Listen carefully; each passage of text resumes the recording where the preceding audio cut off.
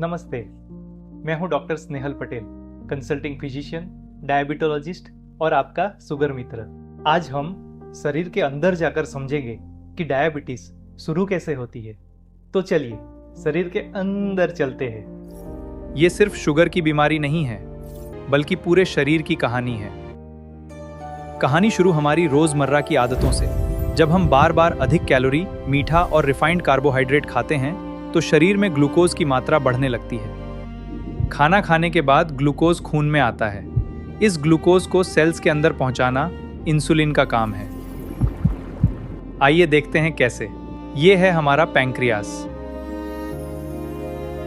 यहाँ के beta cells insulin बनाते हैं। भोजन के बाद इंसुलिन खून में छोड़ा जाता है। अब ये पूरे शरीर की कोशिकाओं तक पहुंचने निकलता है। हर कोशिका की सतह पर इंसुलिन रिसेप्टर्स होते हैं। इंसुलिन आकर इन रिसेप्टरों से जुड़ता है। यहीं से पूरा संदेश शुरू होता है। इंसुलिन एक चाबी की तरह काम करता है। ये रिसेप्टर से जुड़कर सेल को दरवाजा खोलने का संकेत देता है। इंसुलिन का संदेश मिलने के बाद सेल GLUT4 नाम के ट्रांसपोर्टर को सेल के दरवाजे पर भेजते हैं। दरवाजा खुलते ही ग्लूकोज अंदर जाकर ऊर्जा बनाता है, यानी इंसुलिन शरीर को ग्लूकोज इस्तेमाल करने में मदद करता है।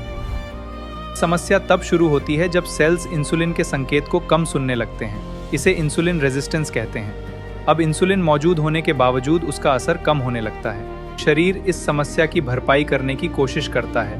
पैंक्रियास और अधिक इंसुलिन बनाना शुरू कर देता है, लेकिन कोशिकाएं फिर भी ठीक से प्रतिक्रिया नहीं देती। यहीं से खून में शुगर बढ़ने लगती है। लेकिन सालों तक ओवरवर्क करने के बाद बेटा सेल्स थक जाते हैं। इंसुलिन बनाना कम हो जाता है। अब शरीर की जरूरत के अनुसार इंसुलिन नहीं बन पाता और शुगर खून में बढ़ने लगती है।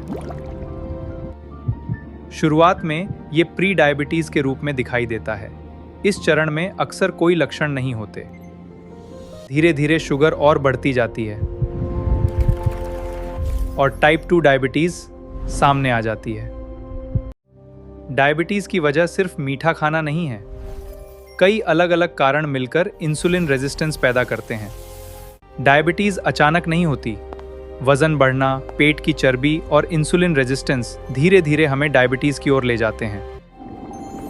अब आप जान चुके हैं कि डायबिटीज शरीर के अंदर कैसे विकसित होती है। आइए अब वापस चलते हैं। डायबिटीज को समझना ही डायबिटीज को कंट्रोल करने का पहला कदम है।